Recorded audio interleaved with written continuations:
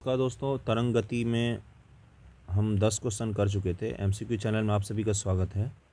आज हम 10 से आगे क्वेश्चन इस एमसीक्यू में करेंगे। हम अभी घटना चक्र के एमसीक्यू कर रहे हैं प्रीवियस ईयर के। तो ये फिजिक्स का तरंग गति चैप्टर है। चलिए करते हैं 11वें क्वेश्चन से। विद्युत चुम्बकीय तरंगों का वेग कितना होता है? तो 3 × 10⁸ मीटर पर सेकेंड, वही लाइट के वेव के बराबर होती है। इसकी चाल निर्वात प्रकाश के चाल के बराबर ही होती है, इसलिए 3 × 10⁸ मीटर पर सेकेंड होती है। क्रिस्टल की संरचना जानने के लिए निम्न से किसको प्रयोग में लाया जाता है? एक्स किरणों को। एक्सरे से क्रिस्टल की संरचना जानी जाती है। अगला क्वेश्चन है, एक रडार जो शत्रु के वायुयान की उपस्थिति का पता लगाता है प्रयोग करता है किसका? रेडियो तरंगों का। ऑप्शन बी हो जाएगा 13 का। जब समताप मंडल में ओजोन का अवक्षय होता है तो पृथ्वी के धरातल पर पतित विकिरण की तरंग दैर्घ्य कितनी होगी? 10⁻⁻⁷ m। ठीक है, पढ़ते हैं हम क्या है। यूवीए विकिरण। यूवी 3 तरीके के होते हैं, यूवीए, बी और सी। यूवीए पृथ्वी पर आती ही आती है, ठीक है, ये हमारे लिए ज़रूरी भी होती है। इन विकिरणों की तरंग दैर्घ्य 320 से 40 nm तक होती है तथा विकिरण सुरक्षात्मक ओजोन परत से लगभग अप्रभावित रहता है तथा पृथ्वी की सतह पर आसानी से पहुंचता है। यूवीए विटामिन डी के संश्लेषण में हमें मदद करता है, याद रखना है। यूवीबी विकिरण की तरंग दैर्घ्य रेंज वाला ये 280 से 320 nm होता है, नैनोमीटर वाला। यह विकिरण आंशिक रूप से ओजोन परत द्वारा अवशोषित किया जाता है, लेकिन थोड़ा बहुत आता भी है पृथ्वी पर। यूवीसी पृथ्वी पर अगर आए तो विनाश हो जाएगा। 100 से 280 नैनोमीटर की तरंग दैर्घ्य रेंज वाला यह विकिरण ओजोन परत द्वारा सर्वाधिक प्रभावित होता है, ठीक है। ओजोन परत मुख्यतः यूवीसी को ही रोकता है, O3, ठीक है। अब आगे बढ़ते हैं और क्या लिखा है। अतः समताप मंडल ओजोन का अवक्षय होने पर पृथ्वी के धरातल पर कौन से आएंगे? ये वाले 10⁻100 nm होगी न्यूनतम तरंग दैर्घ्य जो पृथ्वी पहुंचेगी। निम्नलिखित में किस एक प्रकार की तरंगों का प्रयोग रात्रि दृष्टि के उपकरण में किया जाता है? तो अवरक्त तरंग, इंफ्रारेड वेव, दृश्य प्रकाश से अधिक होती है। इनकी तरंग दैर्घ्य जो होती है इंफ्रारेड की, अभी हमने पढ़ा ना, वेब्योर में सबसे अंत में आता है आर। तो जब स्पेक्ट्रम बनाते हैं तो विजिबल लाइट के सबसे अंतिम यानी कि रेड के बाद क्या आएगा? वी आर, ठीक है। तो उसमें तरंग दैर्घ्य जो होती है वो विजिबल लाइट से ज़्यादा होती है इनकी। अवरक्त तीन इंफ्रारेड जो होती है, रेड के बाद आने वाला। विद्युत चुम्बकीय तरंग का एक विकिरण होती है, इनकी तरंग दैर्घ्य दृश्य प्रकाश से अधिक होती है। इनका प्रयोग लक्ष्य ढूंढने, निरीक्षण, रात्रि आदि के लिए किया जाता है। सैनिकों का चश्मा होता है नाइट गॉगल्स। दूर संचार के लिए प्रयुक्त तरंगे कौन सी है? दूर संचार के लिए प्रयुक्त तरंगे कौन सी है? माइक्रोवेव, ठीक है। टेलीविजन दर्शक बिना एंटीना प्रयुक्त करते हुए बरसात उपग्रह सिग्नल नहीं प्राप्त करते हैं, क्यों? एंटीना छोटे होते हैं। वर्षा की बूंदें रेडियो तरंगों की ऊर्जा अवशोषित करती हैं। वर्षा की बूंदें रेडियो तरंगों की ऊर्जा की मूल दिशा से विचलित करती है, तो इसका आंसर हो जाएगा डी।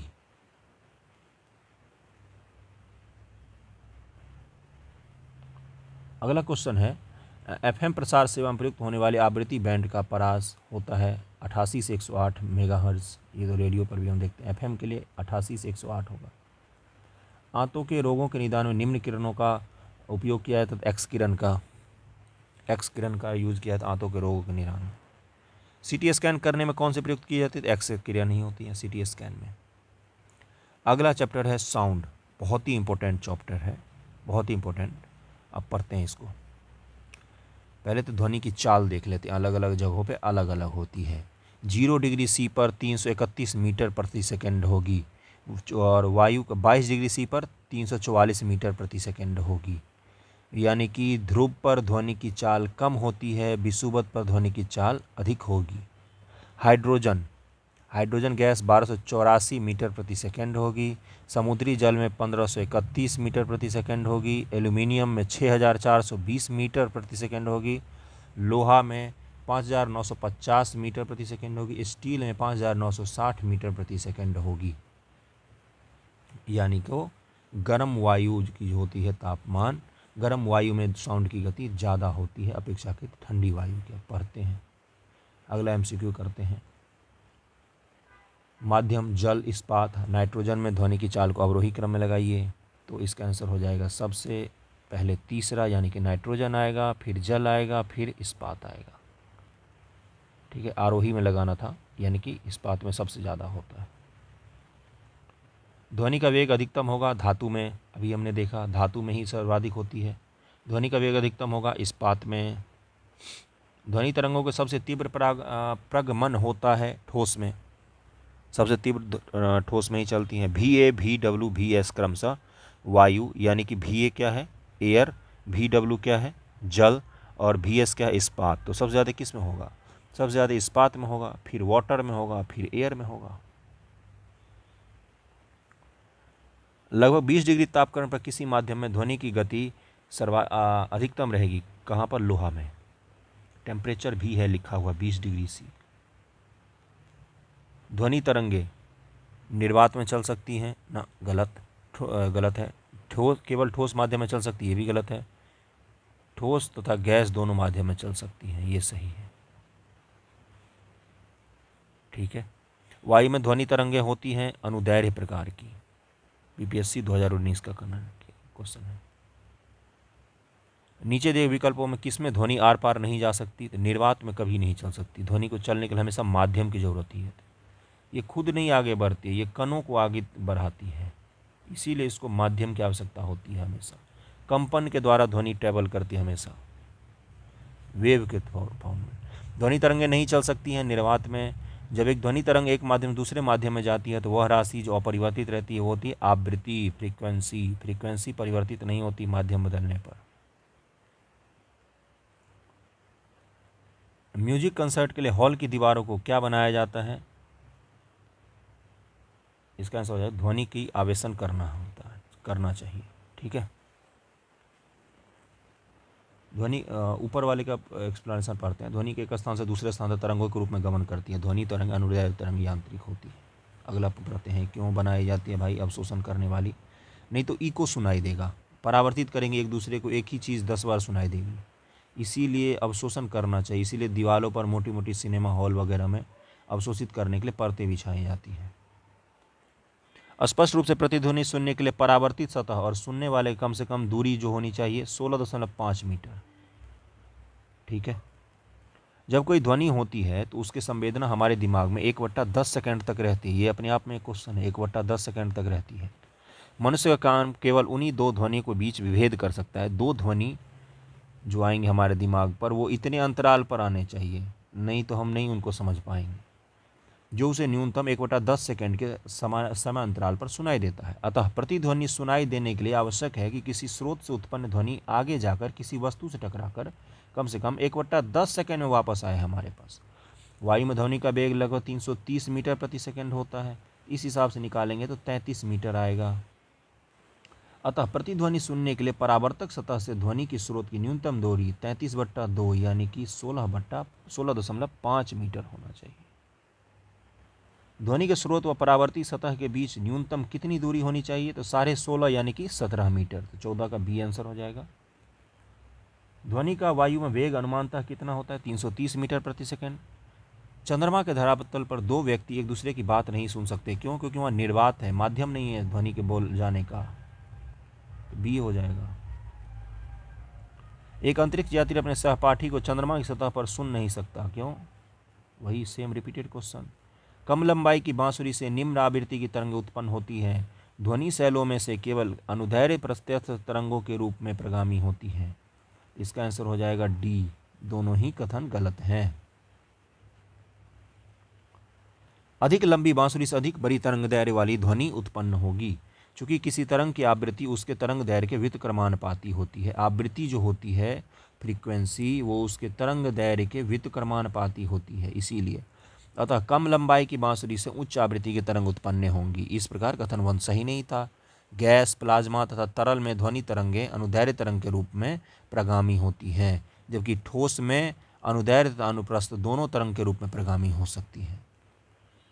अगला क्वेश्चन करते हैं। पराश्रव्य तरंगों के बारे में निम्नलिखित कथनों पर विचार कीजिए। वे ध्वनि के श्रव्य 20 से 20,000 हम सुन सकते हैं। 20 हर्ट्ज से 20,000 हर्ट्ज तक की ध्वनि इंसान सुन सकता है। ठीक है, तो आगे पढ़ते हैं क्या है पराश्रव्य तरंगे के बारे में। ये कीड़ों को नष्ट कर सकती है, ये कपड़ों से धूल हटाकर उन्हें साफ कर सकती हैं, इनका उपयोग बीमारी के उपचार में किया है, तो बिल्कुल सही है। ये स्वचालित दरवाजों को नियंत्रित कर सकती हैं, तो डी का आंसर हो जाएगा, सारे ही सही हैं। ध्वनि तरंगे 3 प्रकार की होती हैं। श्रव्य तरंगे जिनकी आवृत्ति 20 हर्ट्ज से 20,000 तक होती है, जिसको हम सुन सकते हैं। अब श्रव्य ध्वनि तरंगों की आवृत्ति 20 हर्ट्ज से कम होता है, 20 से 20,000, ठीक है, 20 हर्ट्ज से कम। अब श्रव्य 20,000 हर्ट्ज से ज़्यादा पराश्रव्य। पराश्रव्य ध्वनि तरंगों की आवृत्ति 20,000 हर्ट्ज से अधिक होती है और मनुष्य के श्रवण क्षमता से परे होती है। इनका उपयोग संकेतक के रूप में, कीड़ों को नष्ट करने में, कपड़े से धूल हटाने में, स्वचालित दरवाजों को नियंत्रित करने में, समुद्र की गहराई नाप लेने में इसी सब में होती है। छिपी वस्तुओं को खोज करने में, द्रव को गर्म करने में तथा विविध चिकित्सकीय अनुप्रयोग में किया जाता है। पराश्रव्य ध्वनि का बहुत उपयोग होता है। अल्ट्रासाउंड, पराश्रव्य वे ध्वनियाँ हैं जिनकी आवृत्ति होती है 20,000 हर्ट्ज से अधिक, अल्ट्रासोनिक जिसको बोलते हैं। मनुष्य की श्रव्यता की सीमा क्या है? 20 हर्ट्ज से 20,000 हर्ट्ज। एक जैव पद्धति जिसमें पराश्रव्य ध्वनि का उपयोग किया जाता है सोनोग्राफी कहलाता है उसको, सोनोग्राफी।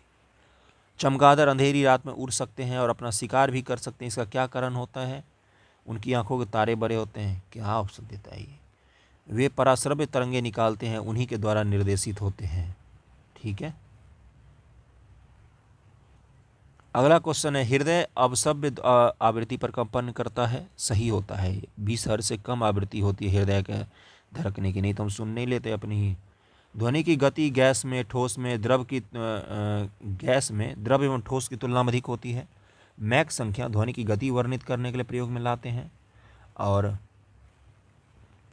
पराश्रव्य ध्वनि की आवृत्ति 20,000 हर्ट्ज से अधिक होती है, तो 1, 3, 4 सही होगा इसका। ठोस में ध्वनि की गति सर्वाधिक होती है, गैस में नहीं, दूसरा गलत है। पराध्वनिक जेट की उड़ान के क्या कारण होते हैं? ओजोन लेयर में उड़ान के क्या कारण होते हैं? तो ओजोन लेयर में बाधा पहुंचता है। ये पूछा है कि इससे क्या होता है, कारण क्या होता है? हवा में प्रदूषण तो होता ही है, ओजोन लेयर में भी बाधा पहुंचता है, तो उससे अब ए और सी दोनों होना चाहिए था। ठीक है,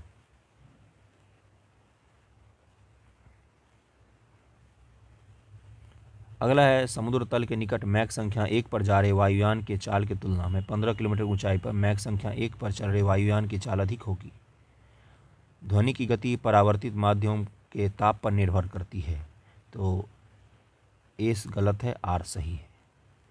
माध्यम के ताप पर तो निर्भर करती ही, अभी हमने देखा 0 डिग्री सी पर अलग होता है ध्वनि का तापमान, 22 डिग्री सी पर अलग होता है ध्वनि की स्पीड, तो ए गलत होगा, आर सही होगा।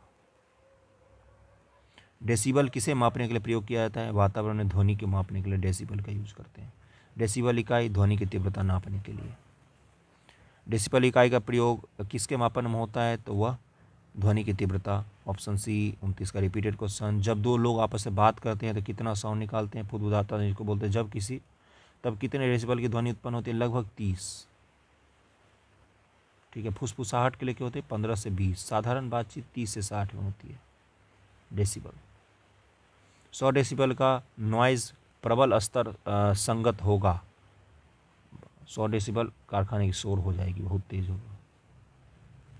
विश्व स्वास्थ्य संगठन के अनुसार एक नगर के लिए सुरक्षित ध्वनि प्रदूषण कितना हो जाए? 45 डेसिबल।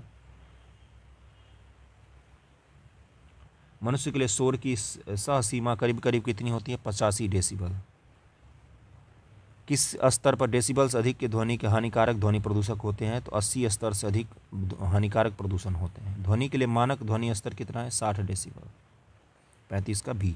एक मजदूर रेल की पटरी पर कार्य कर रहा है। जब लड़का कुछ दूरी पर अपने कान पटरी पर रखकर जब मजदूर द्वारा की जाने वाली हथौड़े की आवाज़ को सुनता है तो उसे 2 बार आवाज़ें सुनाई देती। क्यों? ध्वनि का वेग इस्पात में वायु की अपेक्षा अधिक होती है। पहले उसको इस्पात वाला वेग सुनाई देगा, फिर वायु वाला वेग भी उसके पास पहुंच जाएगा। ध्वनि तरंगों संबंधित हैं। कथन, जब हम ठोस से गैसीय अवस्था में जाते हैं तब ध्वनि की गति कम हो जाती है। ठोस से गैसीय अवस्था में जाते हैं, सही है ये। किसी भी माध्यम में जैसे ही हम तापमान को कम करते हैं वैसे ही ध्वनि की गति बढ़ जाती है, तो सी होगा, केवल कथन सही होगा, दूसरा गलत था। तीसरा स्टेटमेंट भी दिया है, ध्वनि की कांच गति कांच के माध्यम की तुलना में एल्यूमिनियम माध्यम में कम रहती, गलत है ये, एल्यूमिनियम में तो ज़्यादा होती है। पहला केवल सही था। जब सितार और बांसुरी पर एक ही स्वर बजाया जाए तो उनमें उत्पन्न ध्वनि का भेद निम्नलिखित अंतर के कारण होगा। केवल ध्वनि गुणता, क्वालिटी के कारण ही होगा बस सितार और बांसुरी में। अगला है कथन कारण, अनुरणन विशेषतः बड़े गिरजाघर तथा अन्य बड़े भवनों में प्रतीत होता है। दीवारों, छतों एवं धरातल से अप्रत्यक्ष ध्वनि परावर्तन हो सकता है। बहुत घटिया हिंदी लिखा है, अनुरणन। ऑप्शन ए हो जाएगा इसका सही, कथन और कारण दोनों सही है। विस्तृत रूप से प्रयुक्त संगीतिक स्वरग्राम, जिसे द्विटोनी स्वरग्राम कहते हैं, 7 आवृत्तियों वाला होता है। स्वर स की आवृत्ति 256 हर्ज होती है और स्वर नी की आवृत्ति 512 हर्ज होती है। ये सारे गामा के लिए बात कर रहा है, उसी के लिए बात कर रहा है। जो लोग संगीत पढ़ते हैं उनको पता होगा। इसका दोनों ही गलत होगा, डी। अब इसकी आवृत्ति भी याद करने के लिए बोल रहा है, इसे कौन करता है भाई। अगला, निम्न में से किसकी तरंग लंबाई सबसे अधिक होगी? तो रेडियो की। रेडियो की तरंग लंबाई सबसे ज़्यादा होगी। इंफ्रारेड, दृष्टिगोचर, विजुअल। जब हम गामा किरणों स्पेक्ट्रम पर गामा से रेडियो की तरफ जाते हैं तो तीक्ष्णता कम होती है लेकिन तरंग लंबाई बढ़ती है, वेवलेंथ बढ़ेगा और तीक्ष्णता कम होगी। एक टीवी सेट को चलाने के लिए निम्नलिखित में किस एक का टीवी रिमोट नियंत्रण इकाई द्वारा प्रयोग किया जाता था? रेडियो तरंग। टीवी रिमोट में रेडियो तरंग का उपयोग किया जाता है। अगला क्वेश्चन है कि सामान्य टीवी रिमोट कंट्रोल में उपयोग की जाने वाली तरंगों की होती है अवरक्त किरणें। अगला क्वेश्चन है, टेलीविज़न के दूरस्थ नियंत्रण के किस प्रकार के विद्युत चुम्बकीय विकिरण का उपयोग किया जाता है? अवरक्त का। तो टीवी रिमोट में होता है अवरक्त का, टीवी चलाने के लिए रेडियो का। ठीक है। निम्नलिखित में से कौन सी 45 नंबर क्वेश्चन है, चुंबकीय विकिरण टेलीविजन के दूरस्थ नियंत्रण के उपयोग में लाया जाता है? तो अवरक्त। दूरस्थ नियंत्रण, रिमोट कंट्रोल की बात कर रहा है। टेलीविजन ग्राही के दूरस्थ नियंत्रण के लिए किस प्रकार की वैद्युत चुंबकीय विकिरण प्रयोग में लाई जाती है? तो अवरक्त। Repeated question. जब टीवी का स्विच ऑन किया जाता है तो श्रव्य और दृश्य दोनों एक साथ शुरू होते हैं। दूरदर्शन प्रसारण में चित्र संदेशों का संचारण होता है आयाम मॉड्यूलन द्वारा। आयाम मॉड्यूलन द्वारा, ऑप्शन ए। टेलीविजन प्रसारण में श्रव्य संकेतों को प्रेषित करने के लिए प्रयुक्त तकनीक को क्या बोलते हैं? आवृत्ति आरोपण। श्रव्य संकेतों को प्रेषित करने की तकनीक आवृत्ति आरोपण। एक रेडियो स्टेशन से 30 मीटर बैंड पर प्रसारण प्राप्त होता है। इस स्टेशन द्वारा प्रेषित वाहक तरंगों की आवृत्ति क्या होगी? तो n बराबर होता है, n यानी कि आवृत्ति बराबर c/i। तरंग दैर्घ्य, प्रकाश की चाल, c हमेशा प्रकाश की चाल होगा। तो 3 × 10⁻8/30 करेंगे तो 10 × 10⁶ मेगाहर्ट्ज होगा, यानी कि 10 मेगाहर्ट्ज। रेडियो तरंगें चुंबकीय क्षेत्र में बंकित हो जाती हैं। रेडियो तरंगों की प्रकृति विद्युत चुंबकीय की है। तो इसका आंसर हो जाएगा डी, यानी कि ए गलत है, आर सही है। अगला है टॉपिक विद्युत धारा।